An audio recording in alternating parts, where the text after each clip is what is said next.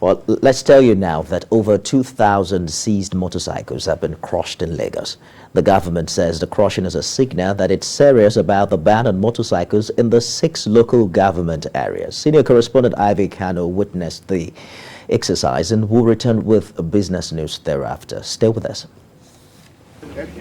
Representatives of the state government are on the ground for this exercise.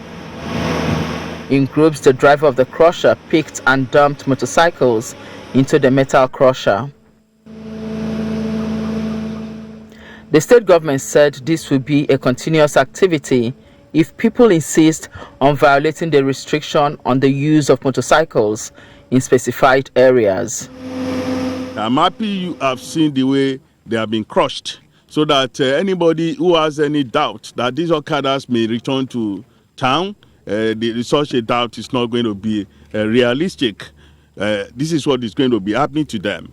In the first quarter of this year, about 5,000 have been crushed like this, and then the operation is going to continue.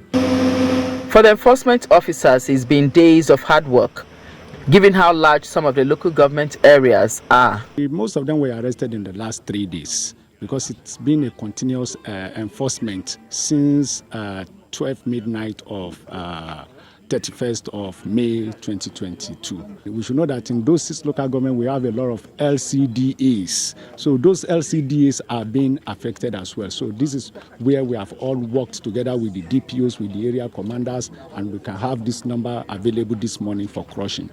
Like in the last 3 days, we've arrested some people, we've charged them to call, they are already in correctional centers. The Commissioner for Transport says no cause for alarm as there are alternative means of transportation. We've increased the number of first and last mile buses on our routes.